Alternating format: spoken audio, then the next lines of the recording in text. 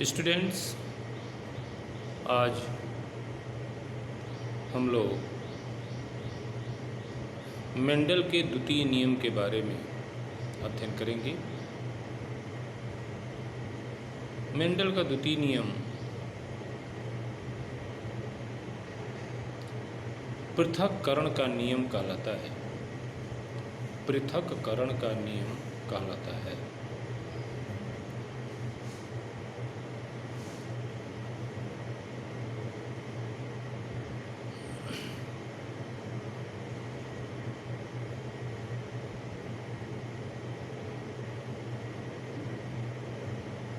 इस नियम में मेंडल ने यह स्पष्ट किया था कि जब भी हम किसी आनुवंशिक लक्षण के एलील्स में नर और मादा बनाकर क्रॉस कराते हैं तो एक गुण प्रथम पीढ़ी में दिखता है और दूसरा गुण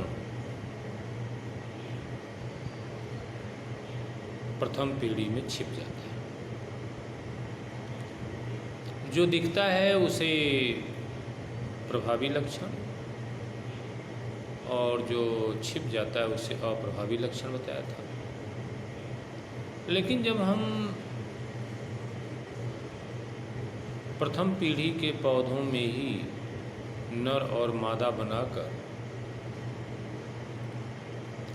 जब हम क्रॉस कराते हैं और उनसे जो बीज बनते हैं उनको जब हम अगले फसल में उगाते हैं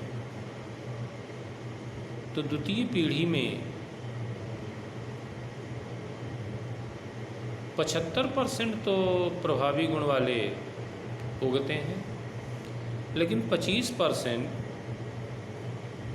जो छिपे होते हैं वो भी उगते हैं। 25% जो छिपे होते हैं वो भी उगते हैं।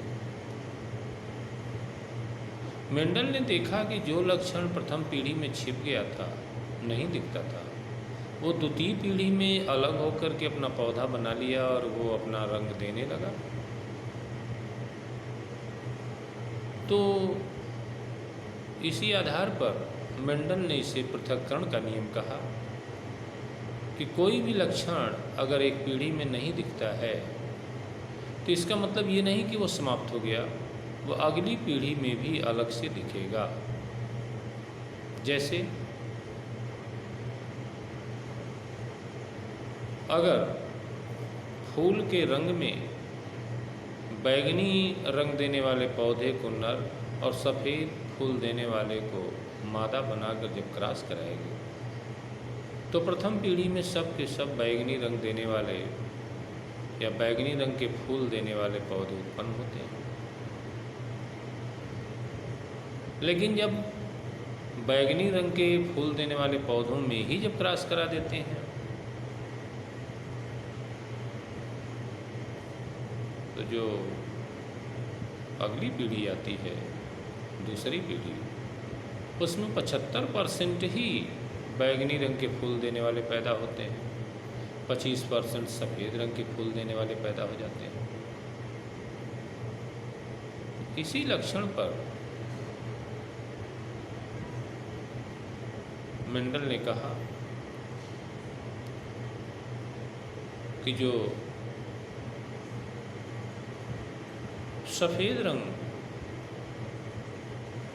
के पुष्प उत्पन्न करने वाले पौधे जो अलग हो गए, पृथक हो गए, इसे ही पृथक्करण का नियम कहा जाता है। इनका रेखा चित्र भी किताब में दिया हुआ है। बैंगनी रंग के लिए R, जिनको हम लाल भी कह लेते हैं, और सफ़ेद रंग के लिए स्मॉल r।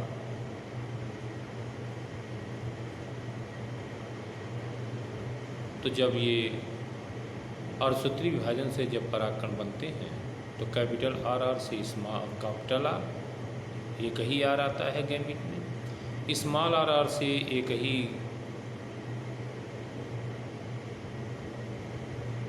गैमीट में एक ही लक्षण आता है, एक ही जीन आता है स्मॉल आर, और कैपिटल आर और स्मॉल आर मिल करके प्रभाविता नियम के अनुसार बैंगनी रंग के फूल देते हैं। लेकिन जब कैपिटल आर स्मॉल आर का मेल और कैपिटल आर स्मॉल आर का जब फीमेल बनाते हैं तो इनके गैमीट अलग अलग हो जाते हैं। कैपिटल आर के भी होते हैं, स्मॉल आर के भी होते हैं नर में, मादा में भी कैपिटल आर स्मॉल आर के होते हैं। जब इनका हम एक क्रॉस कराते हैं तो